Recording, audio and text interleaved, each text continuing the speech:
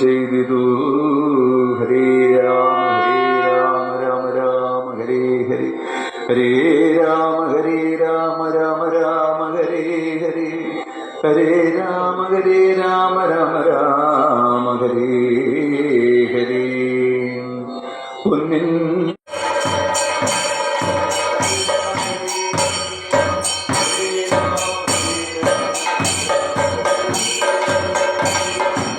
രാമനാമ കീർത്തനങ്ങളാൽ ഈ പോരണം ദേശത്തെ ഈ രാമായണ മന്ത്രധ്വനികളാൽ ധന്യമാക്കി ഇന്ന് സമങ്ങളും പൂർണ്ണമാക്കുകയാണ്. 32 ദിവസവും ജഗദീശന്റെ അനുഗ്രഹത്താൽ വളരെ ഭംഗിയായി ഇത് നടത്തി തീർക്കാൻ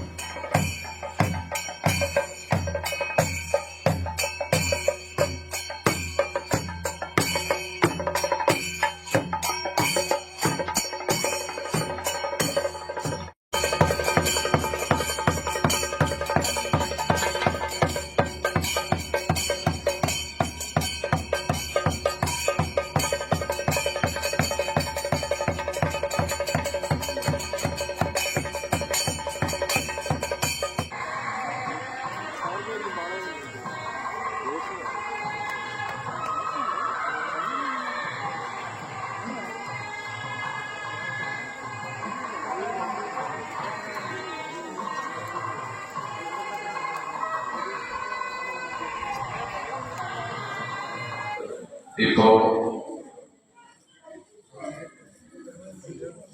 സന്തോഷത്തിന്റെ ഒരു വേലിയേറ്റ സമയം.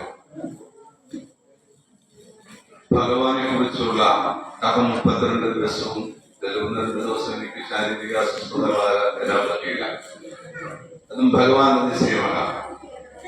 പക്ഷേ അത് എന്റെ ഒരു ആഗ്രഹമായിരുന്നു, ഒരു സമർപ്പണമായിരുന്നു. നന്ദി, നമസ്കാരം. എല്ലാവർക്കും പ്രോത്സാഹന സമ്മാനം ഉണ്ടായിരിക്കുന്നതാണ്.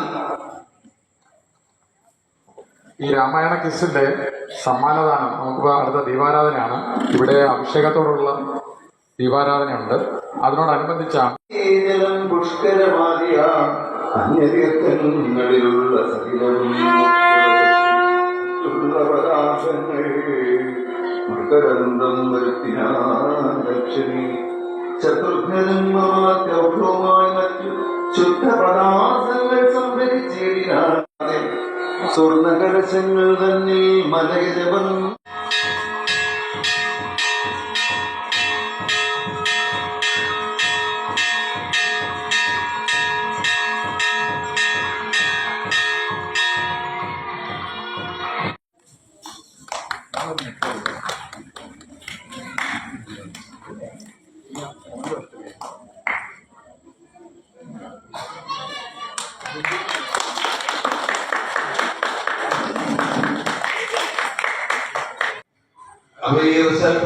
പോകുന്നതിന് മുമ്പ്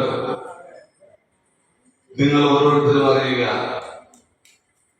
നമ്മളിപ്പോ ചെയ്ത ഈ കർമ്മം വിശുദ്ധിയുടെ ഒരു കർമ്മമാണ്.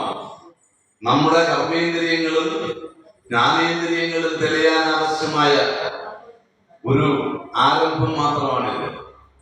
അപ്പൊ നിഷ്കളങ്കമായ സത്യസ്വരൂപത്തെ കുറിച്ചാണ് നമ്മളിവിടെ ഇന്ന് ഒരു ക്വിസ് പ്രോഗ്രാം നടത്തിയത്.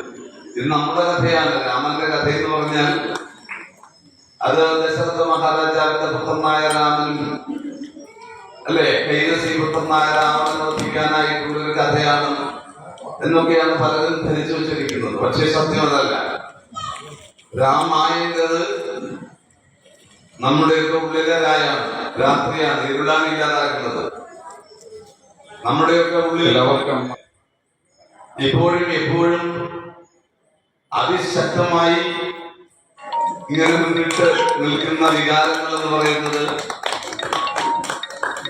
ഈ ലോക ജീവിതത്തിലെ വിജയം, ഭൗതിക വിജയങ്ങൾ നേടുക. ഈ ഭൗതിക വിജയങ്ങൾ കരസ്ഥമാക്കാനുള്ള നെട്ടോട്ടത്തിലാണ് ഓരോ വ്യക്തിയും.